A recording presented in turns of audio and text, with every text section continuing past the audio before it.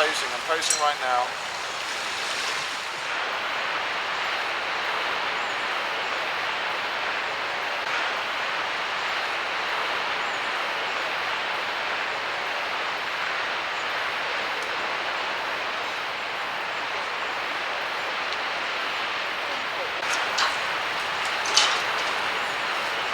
I brought the small doghouse with me.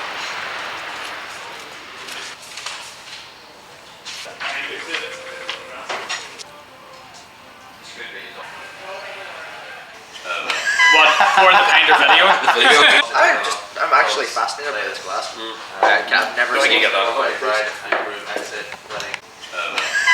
for the Painter video? I'm actually fascinated by this class. I've never seen it.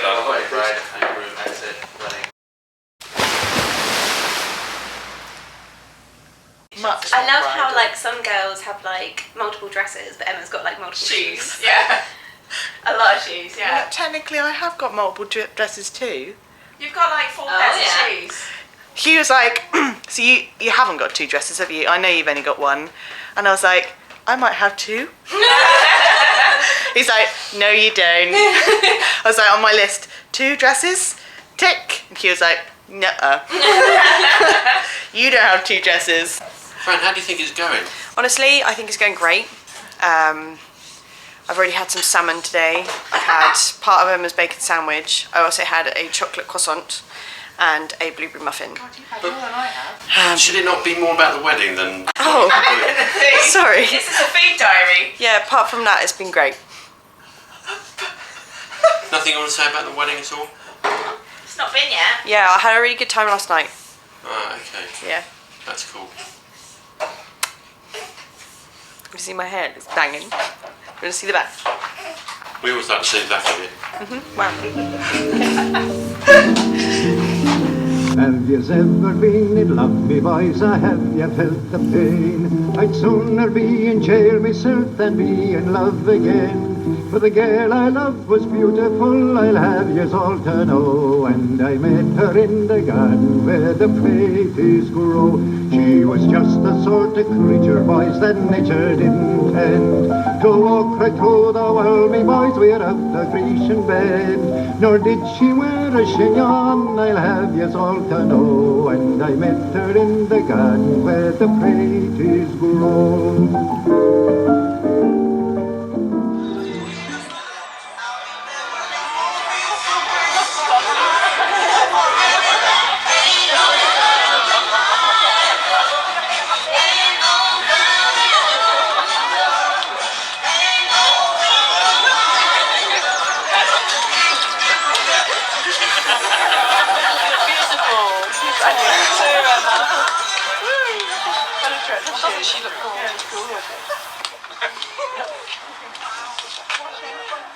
I'm here today on this special occasion to witness the marriage of Hugh and Emma, and if any person present knows of any lawful impediment why they should not be joined together in matrimony, it should be declared now.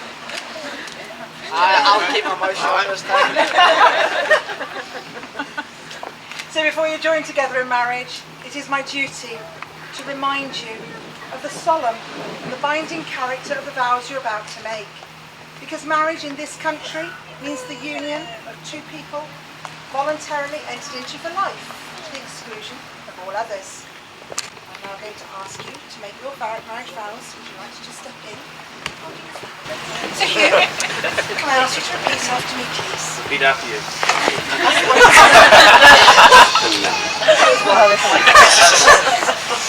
I do solemnly declare I do solemnly declare that I know not that I know not of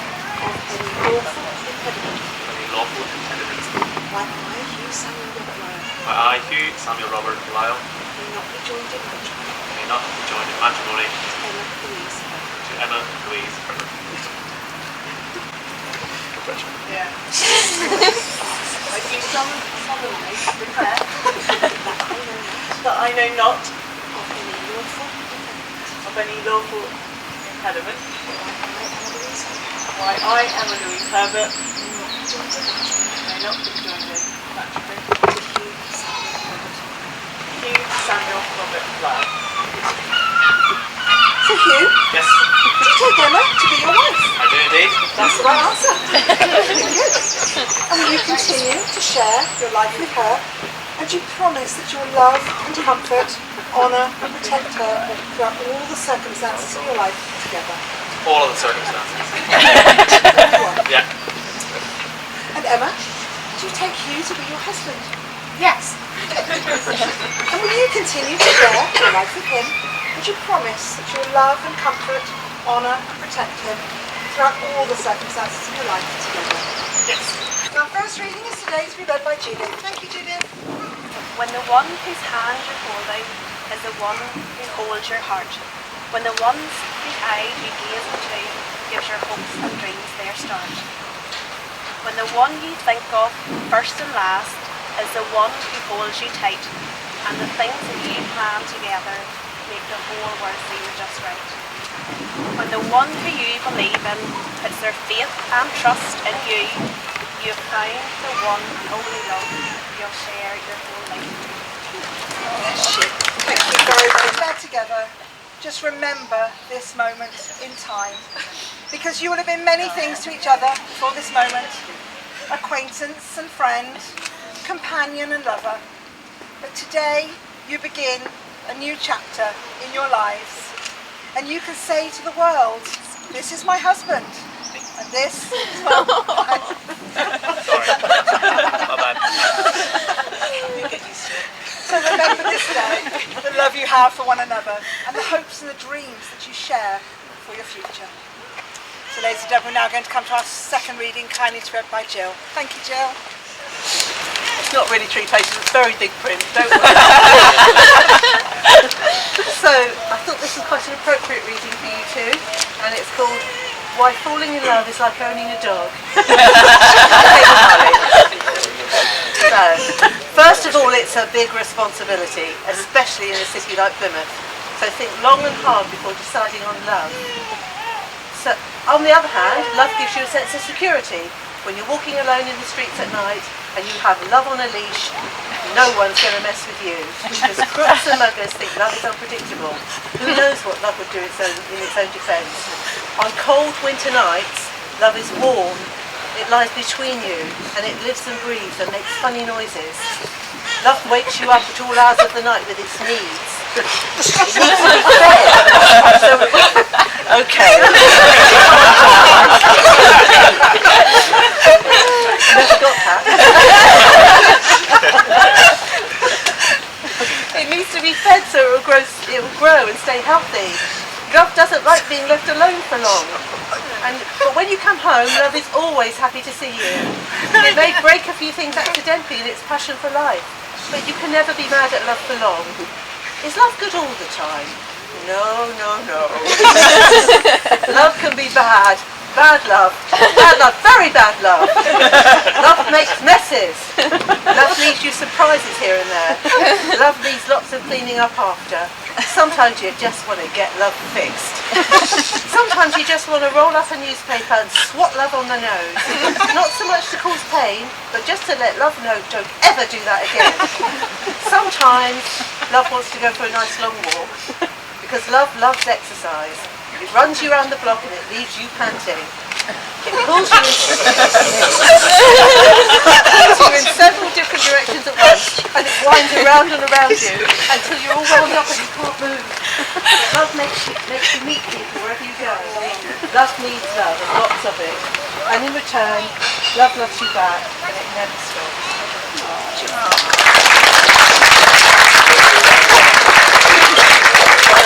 Very special part of the ceremony where you're going to exchange your wedding rings. The exchanging of rings is the traditional way of sealing your vows. These rings are an unbroken circle, symbolising unending and everlasting love. The giving and the receiving of a ring is an outward and a visible sign of an inward union of your hearts. And as you look upon these rings from day to day, may they be symbols of warmth, of love, and of understanding, and may they help you honour the promises that you're making together on this day. So Gary, can I ask you to come forward to Hugh with Emma's ring? Good luck.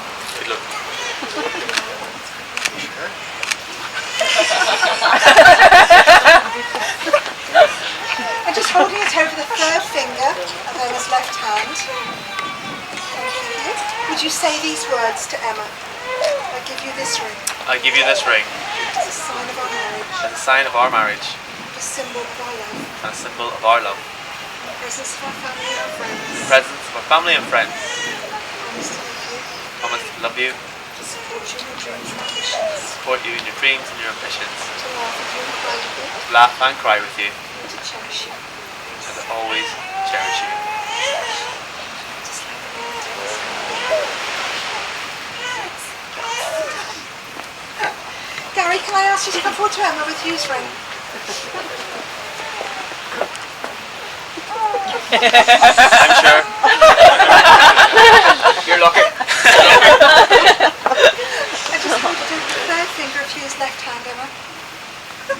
And as you hold it there, would you say these words to Hugh? I give you this ring. I give you this ring, It's a sign of our marriage sign of our marriage, and a symbol of our love. symbol of our love, In the presence of our family and our friends, presence of our family and our friends. I promise to love you, I promise to love you, to support you in your dreams and ambitions, support you in your dreams and your ambitions, to laugh with you and cry with you, to laugh and cry with you, and to cherish you through years. to cherish this day.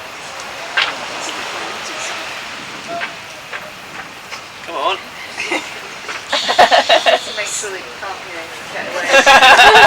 So just stand there together. Would you kindly just hold each other's hands? Just for me, if you very kindly would. Because Hugh and Emma, by the giving and the receiving of these rings, and having made these declarations of marriage and a solemn and binding contract with each other, in my presence and the presence of all your family and your friends who are gathered here today as your witnesses, it is my very, very great pleasure to announce you're joined together as husband and wife. May kiss your wife. We'll give you a round of applause.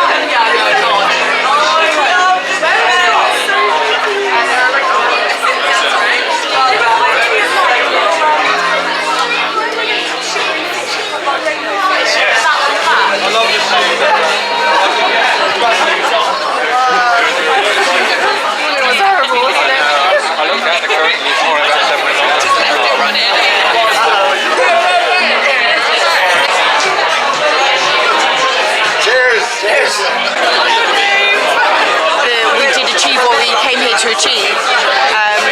It was good, like it was precise, it was swift, there wasn't any messing about. They proposed to each other, they got engaged, and then they got married, so I guess that's kind of good.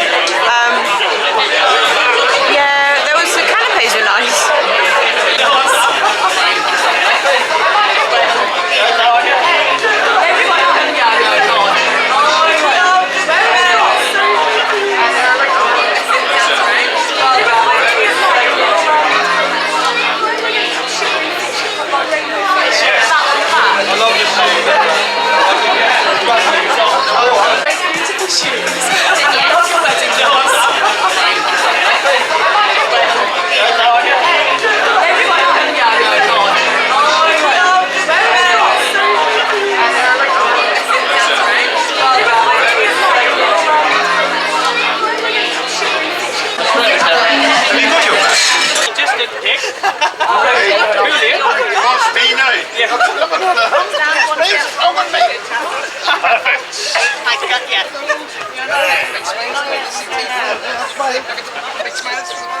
That's it.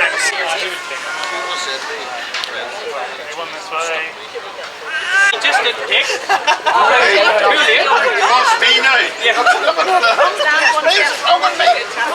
Perfect. Back, just coming a bit closer. Save the speech. Yeah, you keep in contact with each other. Yeah, go for it. You want a cheeky snog, you get a cheeky snog. Yes, Nick, no, Yeah, not noggin. Kiss, kiss, kiss. Okay, then just for one, everyone look at me for this one. Oh, sorry. No, you're good, you're alright. You there, just take it that way. Oh, okay. Stop trying to You get don't want us in the centre, no? Alright, Alan, Jesus. Make sure this looks good. I really am enjoying myself. The only thing, I think the flowers are starting to go a bit... Only the seaweed stuff. I'm trying to do that one. But look how beautiful they are. Get the fun out. They make me want to love them, but thistles are a bit prickly. Days waiting for his moment. Hey, I think it's going alright. Like, it's all about fun, you know. Hey, smile. Sorry. Hey, you put thistles in your bouquet and shove them in my head, do you know what I'm saying? We're meant to be meeting them, aren't we? Do you remember the day that we were...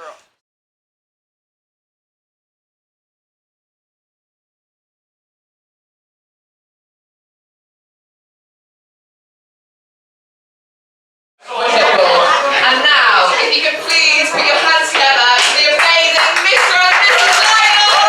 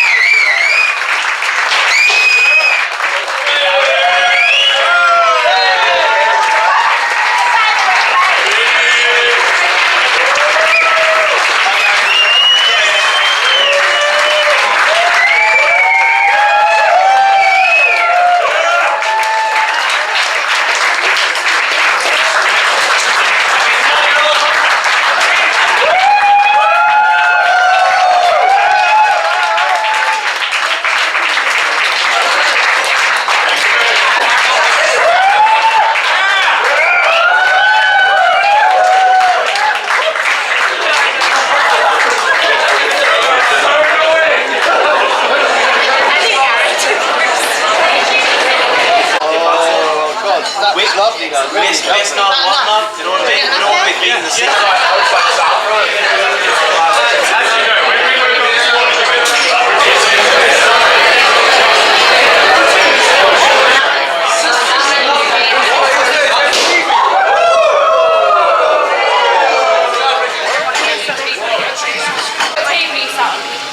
Table two. But you know what? Give me your plate of chicken.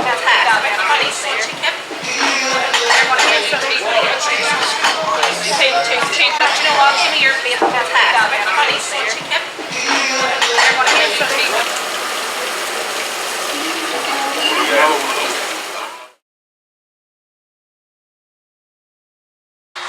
So, I have to change the accent for this.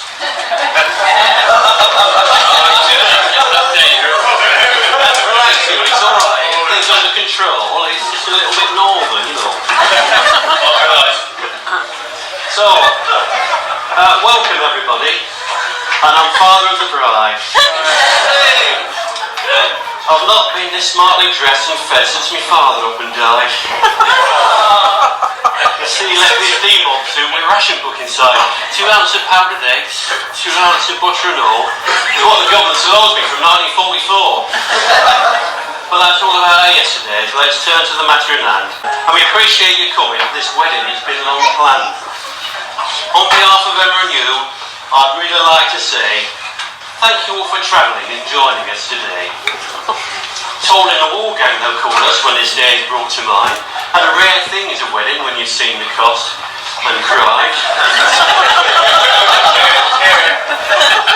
Aye, I was there, you know. You'll proudly relate. You know, when Emma and Hugh shared their day and married their mate. Well, first I'd like to tell you about Emma, and then our impressions of you. Many of you are familiar with one of them, but a lot of you don't know the two. When Emma was born, she was so very small that I inquired of her, has to nip have been ill at all? Oh no, reassured the midwife, they all come out that size. Oh Oh, well, I never survived surprise. As young parents, we were quite nervous, but she grew up despite her poor fate. First it were nursery, then infants and juniors, where she made friends that would last up to date. On holidays down by the seaside, we all had family fun, just us four. Plus Chip, the stuffed cat that loved Francis that we couldn't possibly ignore. Those holiday days on the beaches, using canals and dams made of sand, Emma diverted the course of the river and attracted a spade-wielding band. It wasn't long before she managed them, making best of the flow to the sea. Some were instructed to build the walls, others to keep waterways free. Said Mother, pointing to Emma, I think an engineer she'll be. I said, nay, what about family foam firm? Said Mother, she's an ounce of sense, she'll break free.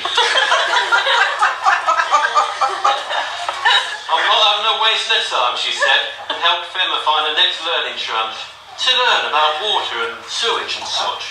Health societies is a much needed branch. So she quickly ran away to Plymouth. She'd seen writing on wall, to be fair. It was there that she met that Hugh Lyle. An Irishman covered in hair.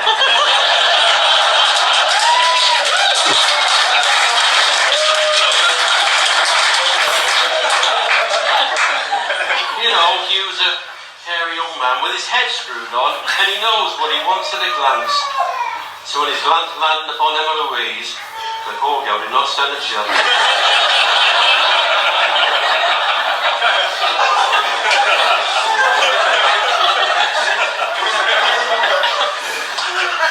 Emma studied hard and at uni received a good mark, got a job and was dispatched abroad.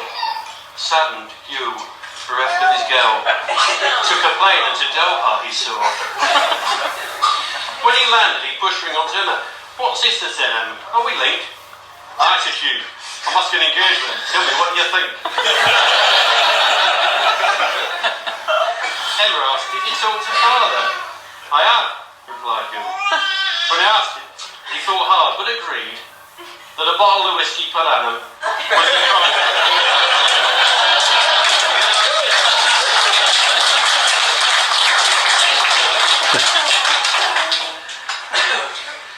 A supermarket brand, inquired Emma. Of course not, aged and morted, replied Hugh. He's not into selling you cheaply unless a brand just wouldn't do.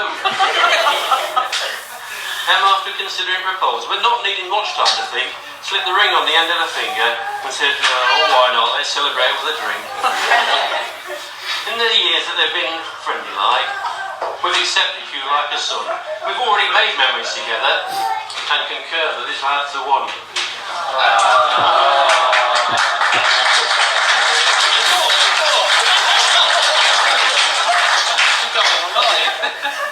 So, the planning and choosing was started, with bookings and deposits to make, with bills clocking up like a runaway cat. He says, Emma, make your own blooming cake.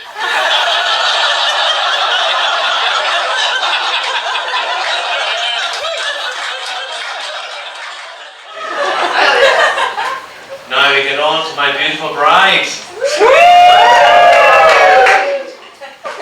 Emma, I know it's only been a very short 7 years. We're only starting to get to know each other, and this is a bit premature, some might say. But now in a 1-8 situation, Emma, of so much sympathy with the environment. Thanks.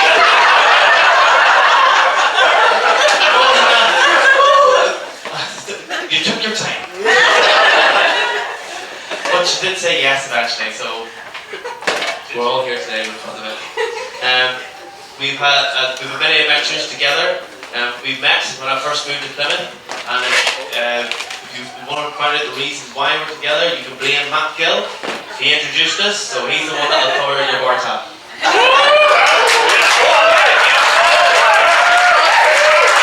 He's the reason we're here today, so it's his fault. Nice to meet you, man.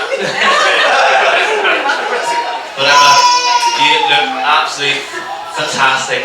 Took the breath away from me.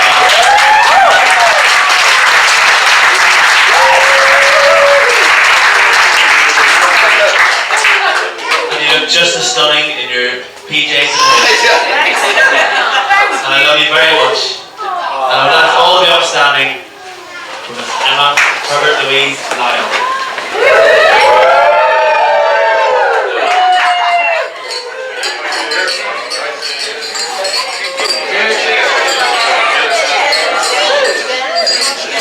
Hugh always had a fondness of cars. So his first car, a Nissan Micra, very macho. It had everything. It had body skirts, it was lowered, blue neon lights. It had an exhaust that you could put a football up. It made more noise than Sammy Strimmer. And on numerous occasions my dad threatened to weld the exhaust up. Then we moved on, didn't get much better as far as cars. We moved on to the 206. Again, body skirt, blue neon lights. Again, 1 litre, all the power you could imagine. Not much better, dude. Then my favourite, to be fair, it was the Astra. Don't you say a bad word. Does anyone know in here? Who actually knows the red Astra? Does anyone know who actually owns that car? It's Hugh's dad, Sammy. Sammy's still waiting on Hugh to pay back a bit. Yeah. It's one of the very few cars in the UK that burnt more oil than the gallon. And on my last occasion over to Emma, Hugh was like, we're going to go to a great pub. It's in Exeter. So I was like, okay, let's go. We drove over, went over a canal, got there, had a pint. On the way back, Hugh denies it, but what happened was he bought up the car out, took the exhaust off, and the whole way back to Plymouth, it sounded like the Micra. Like the Micra. This constant so much so, whenever he got the exhaust fixed, the whole way back to the airport, I made the same noise. Just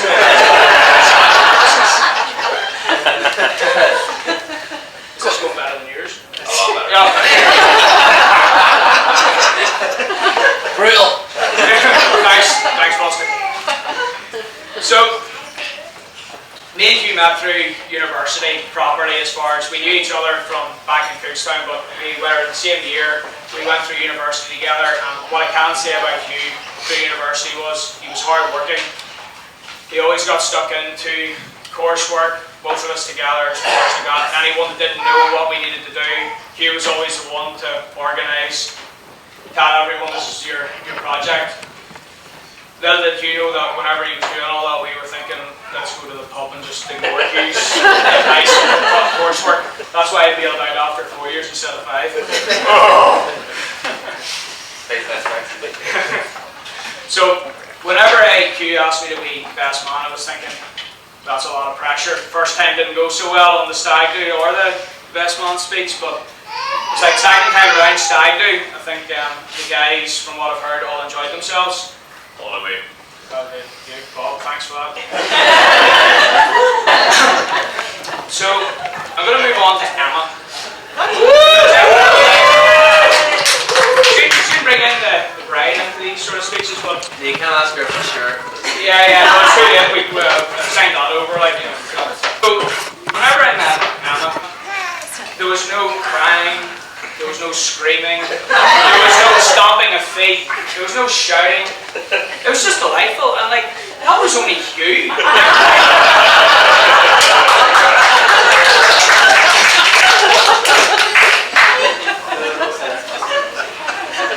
But no, whenever I first met her, I was like, this genuinely is a different ball game for Hugh.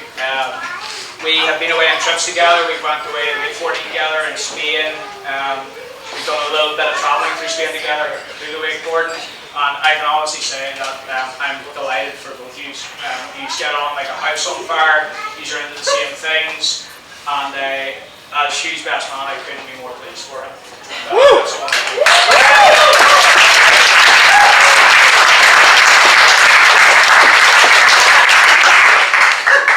So, on that note, folks, I would like to finish, and I would like to raise a toast to both Emma and Hugh, and we wish them all the best.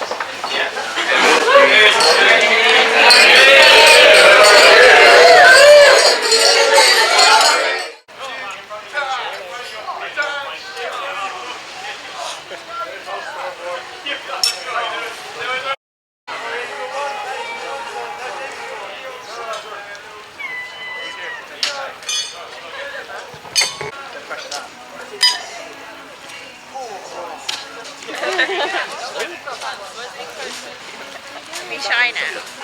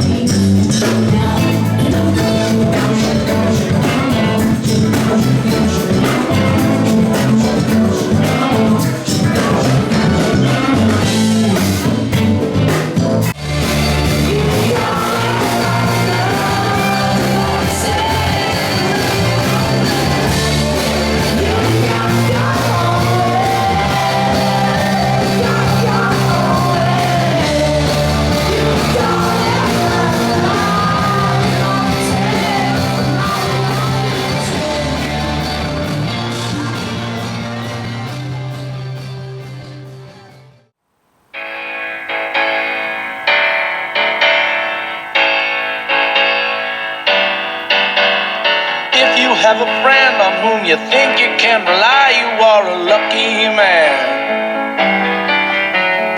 If you found the reason to live on and not to die, you are a lucky man. Preachers and poets and scholars don't know it. Temples and statues and steeples won't show it. If you've got the secret, just try not to blow it. Stay a lucky man. A lucky man. If you found the meaning of the truth in this whole world, you are a lucky man. If knowledge hangs around your neck like pearls instead of chains, you are a lucky man. Takers and fakers and talkers won't tell you. Teachers and preachers will just buy and sell you when no one can tempt you with heaven or hell.